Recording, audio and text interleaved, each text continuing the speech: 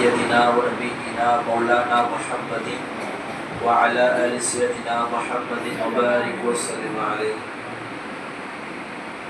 فرجع موسى إلى قومه غضبان آسفا. صدق الله العليم. الحمد لله. இன்றைய தராவினில் ஓதிய சூறாக்கள் மொத்தம் 4 சூறா ஓதும். அந்த சூறாக்கள்ல அல்லாஹ் தஆலா சொல்ற விஷயம் பாருங்க. 2 நபியை பத்தி அல்லாஹ் சொல்றான். 2 நபி, ஒன்னு மூசா நபி, இன்னொன்னு ஈசா நபி. அதிகமா அதான் சொல்றான்.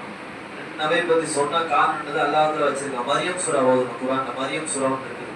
அதுல அல்லாஹ் யாரை பத்தி சொல்றான்? ஈசா நபி பத்தி சொல்றான். அடுத்து என்ன சூறா ஓதணும்னா தாஹா சூறா ஓதணும். சூரா பேர் தாஹா. அந்த சூறால மூசா நபி பற்றி அல்லாஹ் தஆலா சொல்றான். அப்ப அதிகமா சொல்ற விஷயம் என்னன்னா மூசா நபி பற்றி தான் சொல்றான். இவங்க 2 பேரும் என்ன டிஃபரன்ஸ்னா, ஈசா நபி அமைதியா இருப்பாங்க, மூசா நபி எதுதான் கோபப்பட்டு இருப்பாங்க, மாற்றமா இருப்பாங்க. எப்பவுமே அமைதியா ஈசா நபி இருப்பாங்க, எப்பவுமே கோபத்துல யார் இருப்பாங்கன்னா மூசா நபி இருப்பாங்க. அப்ப அல்லாஹ் என்ன வேற என்ன சொல்றான் குர்ஆன்ல, அதிகமா சொல்லப்பட்ட நபி யாருன்னா மூசா நபி தான். அதிகமா குர்ஆன்ல 130 மேல வந்திருக்கான். 130க்கு மேல என்ன பண்றான்ல அதிகமா யார மூசா நபி பத்தி சொல்ல, ரசூலா பத்தி சொல்லல. மூசா நபி பத்தி சொன்ன காரணம் அவன் கோபம் அந்த அளவுக்கு இருந்துச்சு. கோபம் எது மேல கோவம்னா மார்க்கத்து மேல கோபம். தேவையில்லாம கோவப்பட மாட்டாங்க.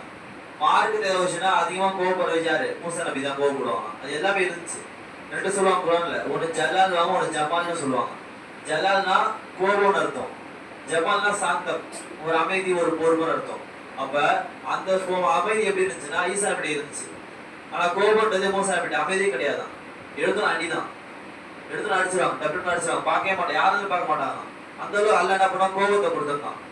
குர்ஆன்ல கூட துவா ஒப்பிடுவாங்க. என்னன்னா ஈசா நபி துவா பாருங்க, அல்லாஹ் காஃபிர்ன்றது ஒரு அடியான் தான். அவன் மறுமையில எவ்வளவு தப்பு பண்ணியிருப்பான், இருந்தாலும் அவன் அடியான் தான் காஃபிர். இறக்கப்பட்டு அவன் விட்டுன்னு சொல்லி துவா கேட்கறான். யார்? ஈசா நபி. இறக்கப்பட்டு காஃபிர் இருந்தாலும் சரி, ஒரு அடியான் தானே தாங்க மாட்டான்னு சொல்லி இப்படி துவா இப்படி கேட்கறாங்க.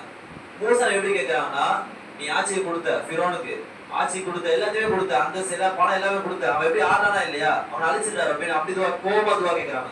அவன் இருக்கவே கூடாது, அவன் எல்லாத்தையும் சீல் வச்சிருந்தான், பிசினஸ் சீல் வச்சிரு, அவன் அத்தாவை கொடுத்தா அவன் பேச பயப்படுவான்னு சொல்லிட்டு அப்படி துவா கேட்கறாங்க. ஈசா எப்படி கேட்டாங்க? வேதம் தரப்பட துவா கேட்டாங்க. ஆனா மூசா பாருங்க, அவன் உடனே அழிச்சிடுறாரு அப்படின்னு கேட்கறாங்க. அப்ப துவாலே பாருங்க, உங்களுக்கு கோபம் பாருங்க, அமைதி எங்க இருக்கு, கோபம் எந்த அளவுக்கு கொந்தளிக்கிறாங்க. அப்ப மூசா நபிக்கு அல்லாஹ் அந்த உடனே என்ன பண்ண கோபத்தை அதிகமா கொடுத்தான். நீ குர்ஆன்ல அதிகமா அதான் ஓதணுமே. நீ ஓதணுமே 4 இடத்துல மூசா நபி கோபப்பட்டாங்க. 4 இடத்துல நீ ஓது 4 வாட்டி கோபப்பட்டாங்க. ஒண்ணு யாருன்னா பனு இஸ்ராயீல், கேள்விப்பட்டிருப்பீங்க. மோசமான குர்ஆன்ல அடிக்கடி வரும் மூசா நபி காது வாழ்ந்தவங்க. இது ஒண்ணு. 2வது யார் பாருன்னா இவங்க மேல சகோதரர் மேல, சகோதரர் அவன் கூட பிறந்தவங்க.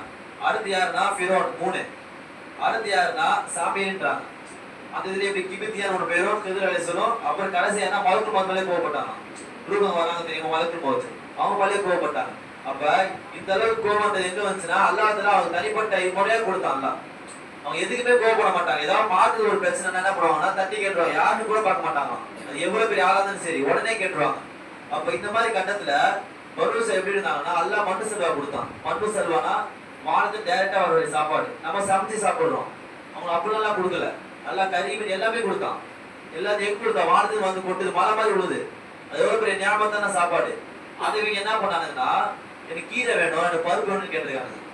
அல்லாஹ் கிட்ட போயிட்டு கறி கொடுத்துருக்கான் அல்லாஹ், அதை வேணாமா, மீன் கொடுத்தான், எல்லாத்தையும் கொடுத்தான். ஆனா இவங்க என்ன கேட்கிறாங்க, எனக்கு இல்ல எனக்கு கீரை தான் வேணும், எனக்கு பூண்டு, குர்ஆன்ல அப்படியே வருது, பூண்டு கீரை பருப்பு எல்லாமே வருது, இப்படி கேட்டிருக்காங்க.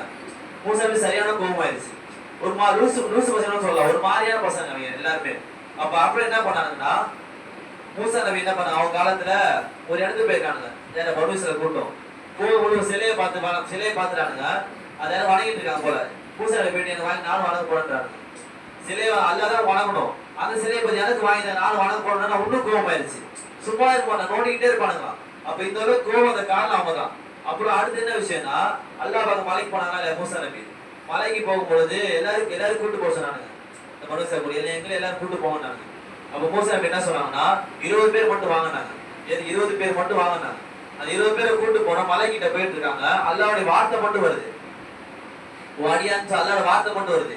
இவனுங்க சும்மா இல்லாம அல்லா நீ சீக்கிரம் மேல வாங்க மூஞ்சை காட்டுங்கன்றாங்க. அந்த அளவுக்கு மோசமா பேசுறானுங்க. ஏன்னா அவங்க எதுவும் புரிஞ்சிக்கவே மாட்டானுங்க. அப்ப கூட்டம் எவ்வளவு கோவப்பட்டாங்க பாருங்க. ரசூலா மூசா நபி அவ்வளவு கோவப்பட்டாங்க அந்த கூட்டத்தின் மேல. இதுதான் காரணம். அல்லாவுடைய சாப்பாடையும் கேட்டு கிண்டல் பண்ணானுங்க. ஏதோ சிலையை பார்த்து வணங்க போன வாங்கிட்டாங்கன்னு கேட்கிறானுங்க. அல்லா பார்க்க போனா எது வேற யாரும் பார்க்க போறோமா நேரில் வாங்கப்பா அப்படி கேட்கிறானுங்க. அல்லாவே அவன் ரொம்ப கோவப்பட்டு அல்லா கோவப்பட்டுட்டான். அதனால அல்லா பார்க்கணும் வாங்கி பண்ணி கீழே விழுந்தாங்க. காரணம் இதுதான். அப்ப இந்த அளவுக்கு இருக்கும் பொழுது கோவத்தை அதிகமா காட்டின முதல் விஷயம் பருவ செயல்பாடு. ரெண்டாவது யாருன்னா அப்புறம் என்ன பண்ணிருக்கானுங்கன்னா 20 பேர் போயிட்டானுங்க. பிச்சருக்கு போய் என்ன பண்ண 40 நாள் மலைக்கு போயிருக்காங்க போல. மலைக்கு போயிட்டு வரும்போது என்ன பண்ண ஒரு மாட்டை வணங்கிட்டானுங்க. அல்லாஹ் ஒரு மாட்டை வணங்கிட்டானுங்க. மாட்டை வணங்கினோட என்ன பண்ணி யாரோட காரணம்னா ரெண்டாவது சகோதரர் மேல தான் சொன்னேன் ஹாரூன் அலைஹிஸ்ஸலாம். அவங்க என்ன பண்ணாங்கன்னா அவங்க வந்து தாடியை பிடிச்சாங்க. மூசா நபி அண்ணன் கூட பாக்கல. அண்ணன் தாடியை தலையை பிடிச்சி தரையை இழுத்து வராங்க ரோட்லயே. நான் உன்னை நபி தான் விட்டுட்டு போனேன், இங்க மாட்டை வணங்கிட்டு இருக்கானுங்க அப்படின்னு கேட்டிருக்காங்க போல. அப்புறம் அது அந்த நபி சொல்லியிருக்காங்க, நான் எதுவும் பண்ணலப்பா, அவங்க நான் என்ன அதை கொலை பண்ண வரானுங்க, எனக்கு என்ன பயமா இருந்துச்சு. ஏன்னா அவ்வளவு பேர் ஒரு ஆள் மட்டும் தான் பாத்துக்க முடியல. அப்ப மூசா கிட்ட சொல்றாங்க, மூசா அடிக்க ஆரம்பிச்சிட்டாங்க. பார்க்க மாட்டாங்க யாரும் அலையிறாங்க, பல பேர் அலையிறாங்க, செவிலே அடிக்கிறாங்க. அப்ப அவங்க என்ன சொல்றாங்கன்னா சண்டை போடாத எங்க பிரிக்கணும்னு பாக்குறானுங்க சொல்லிட்டு என்ன பண்றாங்க அந்த மாட்டை வணங்கினாங்க. சண்டையை போட்டுட்டு பிரிக்கணும் அண்ணன் தம்பி 2 பேரையும். அப்ப அது போது என்ன அதனால கோவப்பட்டாங்க. ஒன்று பனு இஸ்ராயேல், ரெண்டாவது சகோதரன் மேல, மூணாவது யார் மேல ஃபிரோன் மேல. எல்லாருமே சம்பவம் தெரிஞ்ச கடல அல்ல என்ன பண்ண மௌத்தாக்குனான்றது. நாலாவது என்னன்னா சாமி, அவன் யாருன்னா அந்த சிலையை வணங்க வச்சவன், சிலை செய்யறவன். அப்ப அவன்கிட்ட போயிட்டாங்க மூசா நபி, டைரக்டா போயிட்டாங்க. உனக்கு தேவையான வேலைன்னு சொல்லி அடிக்க போயிட்டாங்க. அடிக்கவே இல்லை. அப்புறம் என்ன ஊருக்கு ஒதுக்கிட்டாங்க சாமி. அடுத்து யாருன்னா கிபித்தியா. கிபித்தியா யாருன்னா பிறோட குடும்ப ஒருத்தன். அவங்க என்ன பண்ணானா சண்டை போட்டு இருக்கான் யாரு கூட, நல்லவங்க கூட கிபித்தியா சண்டை போட்டு இருக்கான். மூசா நபி போயிட்டு இருந்திருக்காங்க. ஒரே சரியான கோபம். என்ன பண்ணாங்கன்னா அப்படின்னு ஒரு அடி அடிச்சா மௌத்தா போயிட்டான்.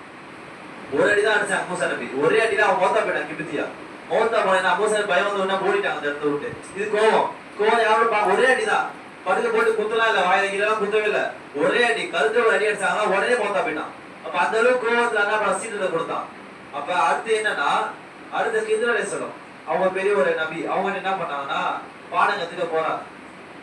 போகும்போது என்ன ஒரு வார்த்தை சொல்லிட்டாங்க, இது நான் என்ன பண்ண கேட்க கூடாது, நான் என்ன வேணா பண்ணுவேன், நீ என்ன பண்ண சும்மா உட்காந்தா வரணும்னு சொல்லிட்டாங்க. கண்டிஷன் போட்டாங்க. அப்புறம் மூசா என்ன பண்ணாங்கன்னா அவங்க தெரியும் சும்மா கோவம் போடுவாங்க, இதான் கேட்டுருவாங்க, தட்டி கேட்டுருவாங்க. கப்பல்ல போயிட்டு இருக்கும் பொழுது அந்த நபி கப்பல்ல ஓட்ட போட்டாங்க. ஓட்ட போட்டு என்ன பண்ணாங்கன்னா அவங்களுக்கு அறிவு இருக்கான்னு கேட்டாங்க. உடனே என்ன அப்படி கேட்டுருவாங்க, ஏன் இப்படி பண்றீங்க, அறிவு இருக்கான்னு கேட்டு அவங்க என்ன பண்ணாங்கன்னா நான் என்ன சொன்னேன், நீ சும்மா வரணும், என்ன வேணா பண்ணு கேட்க கூடாதுன்றாங்க. சரி அமைதியாயிட்டாங்க. திருப்பி அடுத்து என்ன பண்ணாங்கன்னா தெருவில் நடந்து போயிட்டு இருக்கான். ஒரு சின்ன பையன் இருக்கான், பிடிச்சி கழுத்து திருப்பி எடுத்தாங்க. தனியா சின்ன பையன் போயிட்டு இருக்கான். அவன் கழுத்து பிடிச்சி திருப்பி எடுத்தான். யார் சின்ன வயசுல எடுத்தாங்க. இவங்க ஒரே கோவம், சின்ன பையன் பண்றேன்னு சொல்லி திட்ட ஆரம்பிச்சிட்டாங்க நல்லா. அப்போ அவங்க என்ன சொன்னாங்கன்னா நான் என்ன சொன்னேன், நீ எதுவுமே வாயை தொடக்கூடாது, அமைதியா வரும்னு சொன்னாங்க. அப்ப எல்லாம் திருப்பி அமைதியாயிட்டாங்க. அப்புறம் என்ன கடைசியில போயிட்டு இருக்காங்க. ஒரு ஊருக்கு போறாங்க. செவர் கீழே உளுந்து கிடக்குது. செவர் ஒருத்தவங்க தூக்கி வச்சாங்க. யார் சித்திரத்தை வச்சாங்களா. அப்போ ஊசாட்டி ஒரு கோவம், ஊருக்கு விருந்து என்ன பண்ணணும், கெஸ்ட்டை கவனிக்கணும், விருந்து கொடுக்கணும், உணவு கொடுக்கணும், அது கொடுக்க அந்த ஊர் மக்கள். மூசா நபி கோவமாயிருச்சு.